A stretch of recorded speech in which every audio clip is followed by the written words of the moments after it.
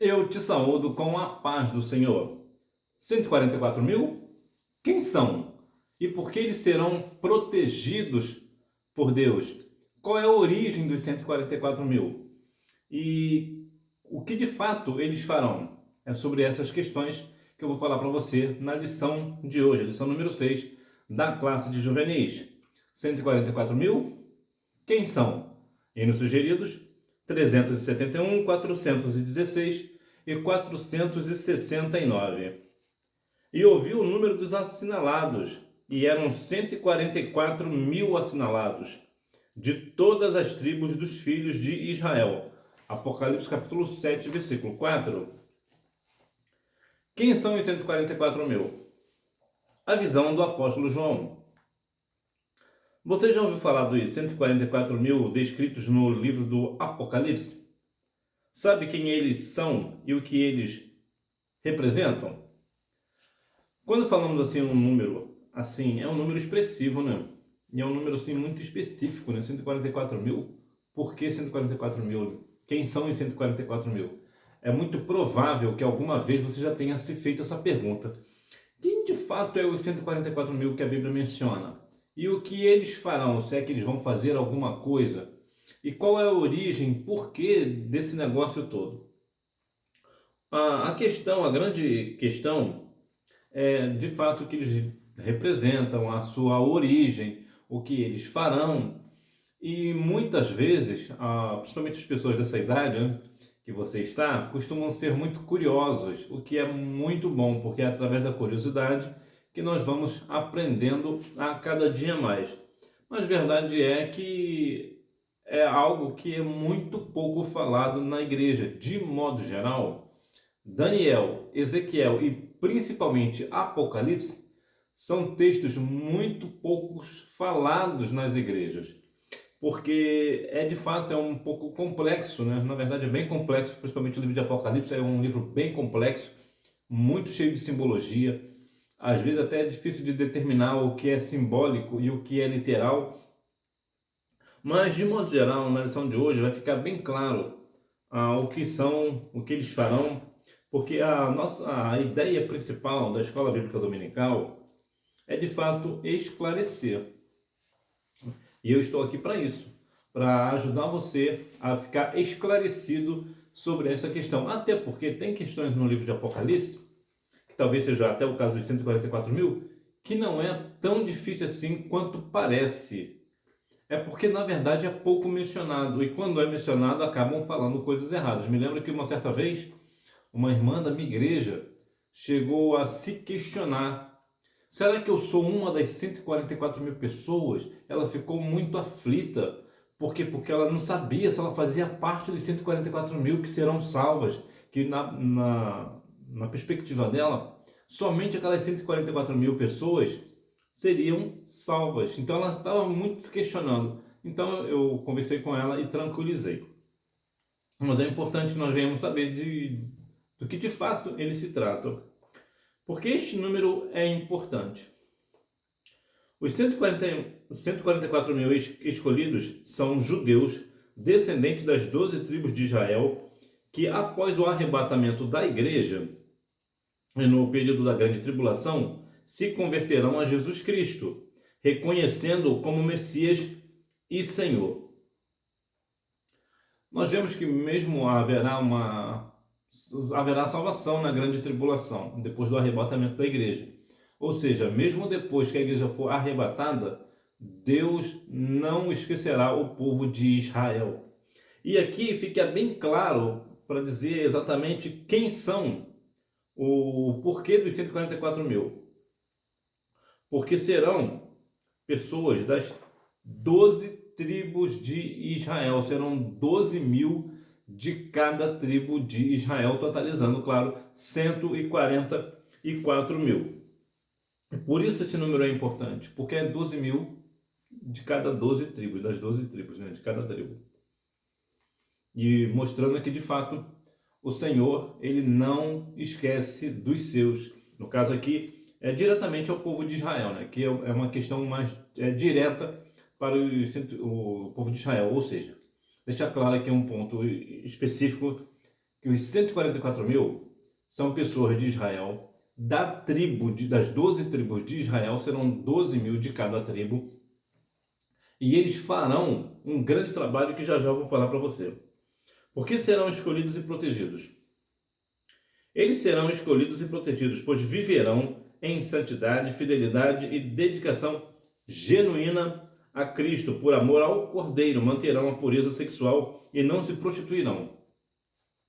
Olha que coisa profunda. Porque eles serão protegidos por Deus. Olha que questão interessante. Porque eles viverão em santidade. A Bíblia sempre menciona a questão de santidade, que nós devemos ser santos porque Ele também é santo. Que sem a santificação ninguém verá o Senhor. A fidelidade, nós precisamos sempre ser fiéis ao Senhor, ser fiel até a morte. Dedicação genuína a Cristo. O que é genuíno? Genuíno é aquilo que é original, aquilo que é verdadeiro. Então é uma dedicação verdadeira a Cristo. E por que isso é importante falarmos na lição de hoje? Porque há muitas pessoas que estão na igreja, se dizem de Cristo, mas não têm uma vida nem de santidade, nem de fidelidade e nem mesmo de dedicação genuína a Cristo. Muitas vezes é apenas uma questão superficial, só faz para aparecer. São pessoas que verdadeiramente são pessoas que dependem de uma certa forma ou de outra, talvez da igreja, ou querem se auto-enganar, né? Ou são falsos mestres, né? Falsos profetas.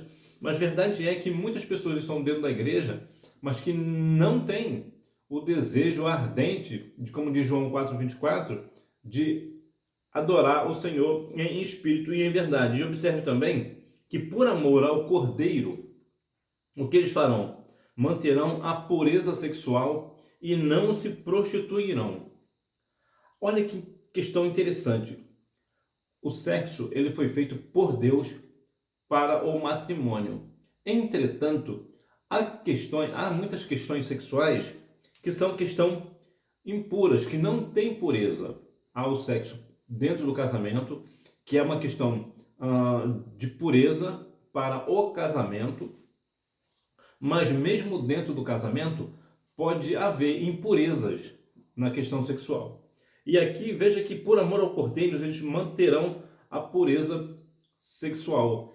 É provável que esse texto de pureza sexual possa se dizer que eles não terão relações sexuais durante todo o período da grande tribulação. Não dá aqui para ser direto, afirmar, bater o martelo, mas o que parece, o que sugere é que eles não terão relações sexuais, né, relações íntimas durante esse período. E se porventura tiverem, não terá uma questão de prostituição, ou seja, será uma relação íntima completamente pura diante do Senhor. Será uma questão de pureza, até mesmo podemos dizer de santidade até. Porque a questão sexual, ainda mais incluindo aqui as questões de jovens, por exemplo, são situações bem complexas. Não dá para falar aqui, né? Eu vou respeitar aqui a sua idade, mas são questões assim, muito complexas. Eu tenho até um vídeo aqui no canal falando algumas coisas a respeito disso. Eu vou deixar aqui na descrição desse vídeo o que eu falo de uma forma direta, né? Não muito abrangente, não dá para ser muito profundo nas questões, mas você vai ter uma boa noção do que é que eu estou dizendo. Então, essa pureza sexual. E hoje, podemos ser assim, viver em santidade, em fidelidade e dedicação genuína a Cristo nos dias de hoje? Sim, podemos e devemos. Podemos manter a pureza sexual e não se prostituir? Sim, podemos e devemos. Então é importante que você compreenda que quando você entra nessas cinco questões de santidade, fidelidade, dedicação genuína a Cristo, ter pureza sexual e não se prostituir, o que vai acontecer com você? Deus te protegerá. E te protegerá num âmbito bem amplo. Por quê? Porque muitas vezes, a maioria das vezes, boa parte das vezes, por que o crente cai? Por questões sexuais. Na boa parte das vezes é o quê? É uma pessoa que adulterou, é uma pessoa que fornicou, é uma pessoa que vive na prática da masturbação, são pessoas que têm relações íntimas, né, sexuais antes do casamento. Isso tudo é uma impureza. Então é um pecado. E se você observar, a grande parte dos pecados de dentro da igreja, a maioria deles tem uma conotação sexual. Por quê? Porque vive é uma vida de impureza sexual. De falar de pureza sexual hoje, existe um grande tabu, existe uma grande dificuldade, porque de fato são questões que não se falam muito na igreja, não se falam muito, pelo menos não abertamente. E nós precisamos deixar claro para os nossos juvenis que de fato o sexo é bom dentro do contexto do casamento e é importante que eles venham manter a questão da prática, se possível, não ter o ato antes do casamento. Eu sei que é algo um pouco difícil nos dias atuais, mas se puder, melhor. Sua origem: os 144 mil são judeus descendentes das das 12 tribos de Israel. De cada tribo serão escolhidos 12 mil homens convertidos a Cristo. O número 12 é muito importante na história do povo escolhido por Deus. Os 12 filhos de Jacó deram origem às 12 tribos de Israel, que formam a nação de Israel. Então, qual é a origem? A origem está ali nos filhos de Jacó, que eles tiveram. Jacó teve alguns filhos, e teve pelo menos uma filha. Muitas vezes as pessoas esquecem essa parte. Jacó teve pelo menos uma filha mencionada pelo nome, que no caso é Diná. Diná é uma das filhas de Jacó, mas ele teve outros filhos e outras filhas também. Mas aqui vamos nos ater aqui aos 12 filhos de Jacó. De cada filho dele deu origem a uma tribo, e essas 12 tribos juntas formaram a nação que hoje é Israel. E na época, claro, já era a nação de Israel. Eu sempre comento aqui, e eu vou mais uma vez alertar sobre a questão do número. As pessoas muitas vezes usam muito a questão do número para fazer questões bíblicas e tudo mais. É claro, existem muitos números na Bíblia muito simbólicos e tudo mais, inclusive o número 40 aparece muitas vezes. Por exemplo, o livro de Jonas, no capítulo 3, no versículo 3, fala dos 3 dias de jornada de Jonas. Então, existem muitas curiosidades, mas nós não devemos, de maneira nenhuma, pegar um número da Bíblia e fazer disso uma doutrina. Por exemplo, eu falei agora de Jonas 3:3, que vai falar que Jonas andou 3 dias. Então, por conta disso, nós vamos agora criar uma doutrina que no dia 3 do 3, que é no caso 3 de março, tudo 3, nós ficaremos 3 dias caminhando, evangelizando, porque a Bíblia fala lá no livro de Jonas. Aí não. A ideia é até boa, mas não é cabível para os dias. Nós não podemos fazer dos números uma doutrina. É igual muitas pessoas também pegam uma questão, uma exceção, para fazer de uma exceção uma regra. Não é assim também. Então aqui ficou claro quem são a origem, dos 144 mil que vieram exatamente das 12 tribos de Israel. Sua missão, o que eles farão, qual o trabalho deles? Neste tempo tão terrível, os 144 mil judeus escolhidos por Deus realizarão um grande trabalho para ele. Serão verdadeiros evangelistas que corajosamente pregarão o evangelho àqueles que foram deixados para trás, ou seja, que não foram arrebatados com a igreja. É muito importante que esses 144 mil pessoas virão da grande tribulação. Eles surgirão na grande tribulação. A igreja já foi arrebatada, então ficarão aqui uma turma. Aí uma turma dessas aí, o que acontecerá? Desses 144 mil, o que eles vão fazer? Eles vão ver que de fato Jesus é o Cristo e vão fazer o quê? Vão começar a pregar o evangelho de uma forma muito corajosa, muito verdadeira, muito genuína. E vão começar a pregar a palavra. O que acontecerá? Muitas pessoas vão se converter dos seus maus caminhos, vão realmente aceitar a Cristo como Salvador, e como os 144 mil serão salvos, essas pessoas que aceitarem a Cristo na grande tribulação também serão salvas. É muito bom deixar isso claro, porque muitas vezes as pessoas pensam que só serão salvos as pessoas que forem no arrebatamento, que na segunda chamada ninguém se salvará. Não, haverá os 144 mil que serão salvos, e serão salvos e vão pregar o evangelho. Os 144 mil, na verdade, são pessoas escolhidas por Deus. São pessoas que verdadeiramente vão sentir o toque do Espírito Santo e vão começar a pregar o Evangelho de uma forma muito corajosa, com muita verdade, com muito fervor, com muita energia, né? Com muita disposição, e vão pregar toda a vida, e por conta disso muitas pessoas aceitarão a Cristo como Salvador. Através desse poderoso movimento de evangelismo, muitos rejeitarão o anticristo, a besta e o falso profeta. Então, veja que uma grande questão que os evangelistas, né, 144 mil evangelistas, vamos assim dizer, né, vamos assim chamá-los, o que eles vão fazer? A palavra deles será tão fervorosa, tão verdadeira, que as pessoas rejeitarão o anticristo. Vão rejeitar o anticristo, vão rejeitar a besta e também rejeitarão o falso profeta. Veja que grande trabalho eles vão fazer. É importante você observar que hoje, quando você está a sua missão, qual é a sua missão? Pregar o evangelho. Aí você vai falar assim, mas eu sou muito jovem. Realmente você é muito jovem. E é por isso que é bom você começar jovem. Porque quando um jovem fala, existe uma diferença, existe uma grande diferença. Quando você é jovem e toma uma decisão dessa, as pessoas mais jovens ou da sua idade começam a admirar você. E as pessoas mais idosas admiram ainda muito mais. E o Senhor se alegra com a sua decisão, porque você agora, você está fazendo um grande trabalho. Você às vezes pode não perceber. Você começa a pregar o Evangelho, falar do amor do Senhor e começa a pregar a palavra com fervor, com alegria. E o que as pessoas vão começar a entender é que, de fato, Jesus morreu na cruz para eu ser salvo, então eu vou aceitar a Cristo como Salvador. E isso vai ser uma grande coisa para a sua vida.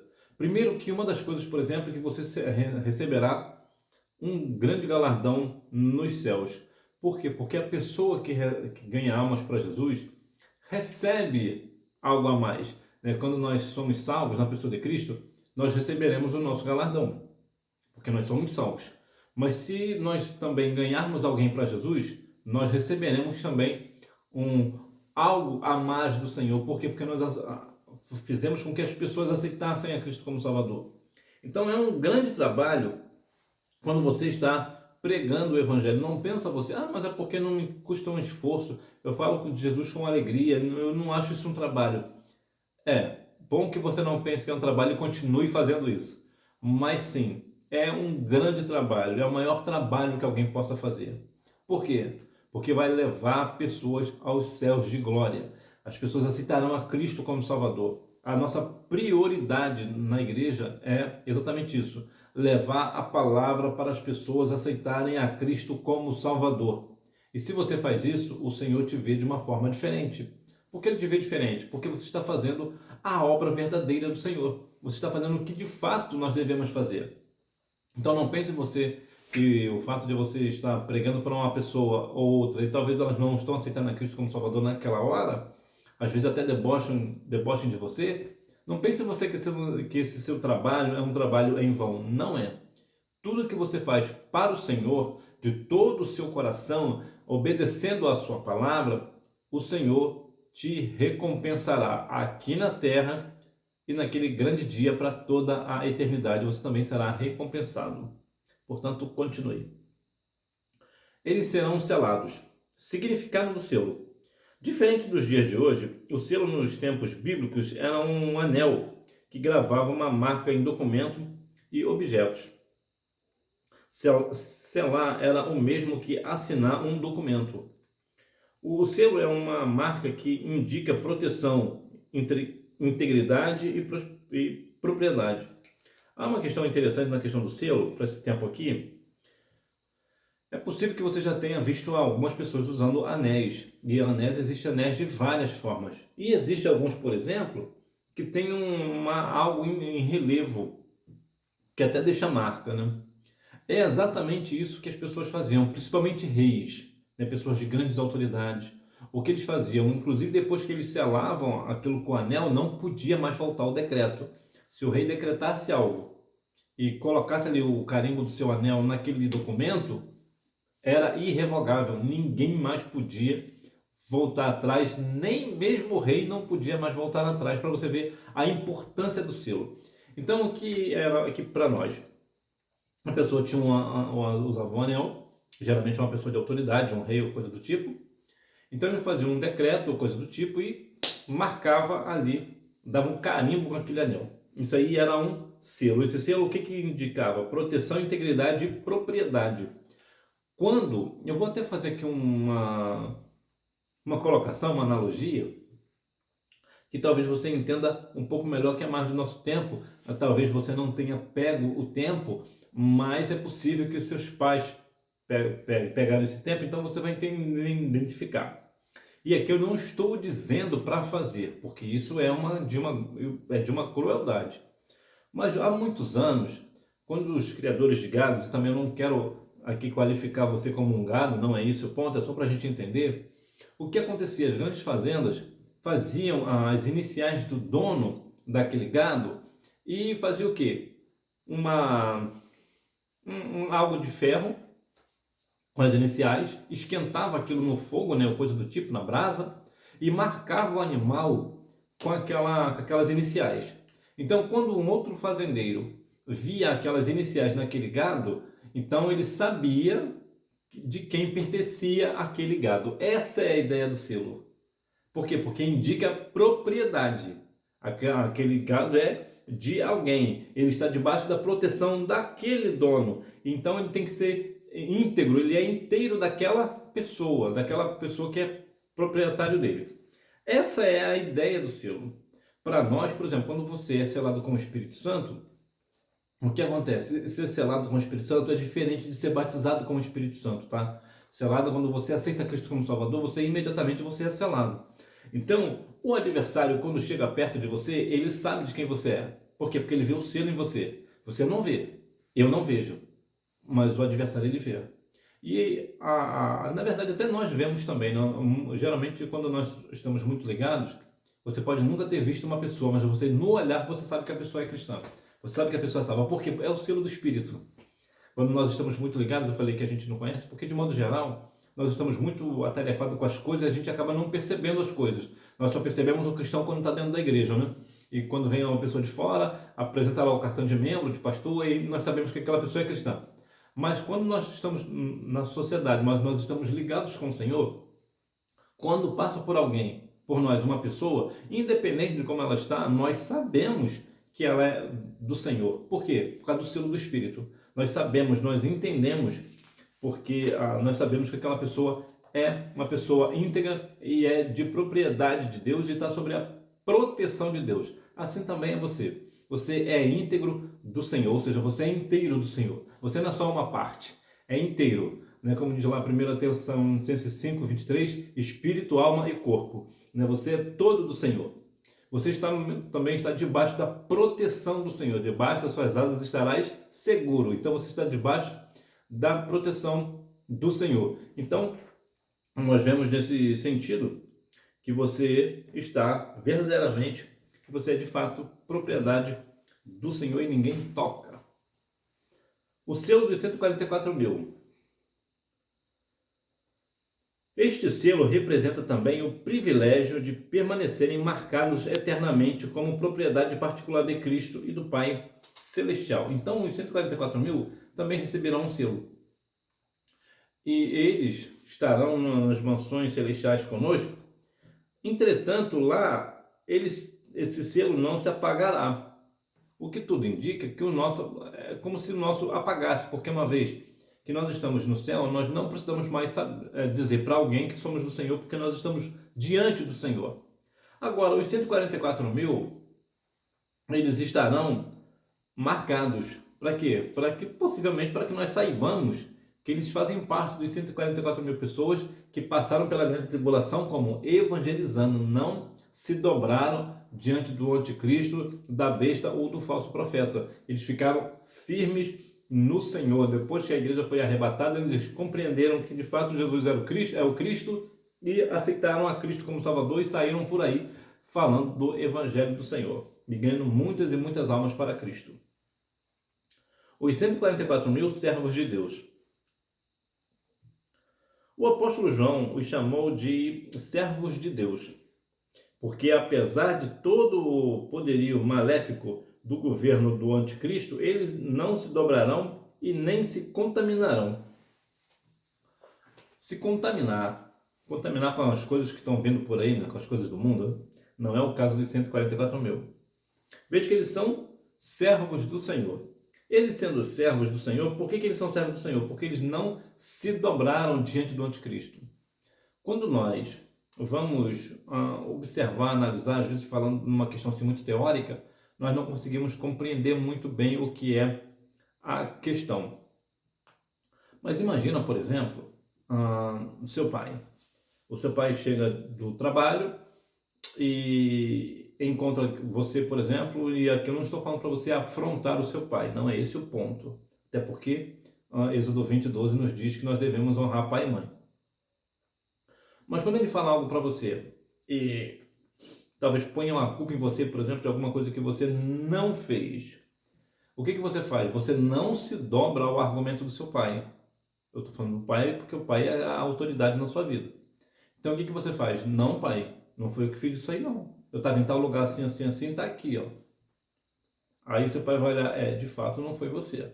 Ou seja, você não se dobrou ao argumento do seu pai. Porque você sabe que se o seu pai de fato levasse isso para frente, você ia levar uma punição, ia ficar um castigo, por exemplo, ficar sem internet um dia inteiro, ou coisa do tipo, ou ficar sem um videogame, sem jogar lá o PlayStation, e aí como é que fica?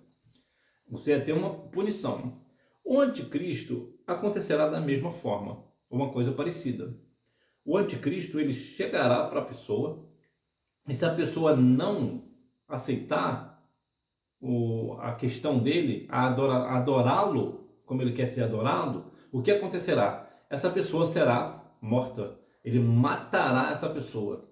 Então, quando nós falamos do anticristo, falamos disso ou daquilo, na teoria é muito fácil, né? Na teoria é fácil, lembra de Pedro? Na teoria foi fácil para Pedro dizer, não, Jesus, eu nunca vou te negar, todos aí podem te negar, mas eu jamais te negarei. Jesus falou que ele ia negar a ele, não ia. Na teoria, o que Pedro fez? Não, Senhor, de maneira nenhuma eu vou te negar. E na prática, o que Pedro fez?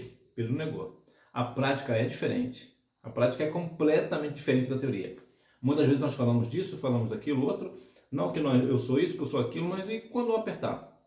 Nós falamos que nós não vamos negar a Cristo, mas se acontecer alguma coisa dentro da família, ou coisa do tipo, como aconteceu com Pedro, por exemplo.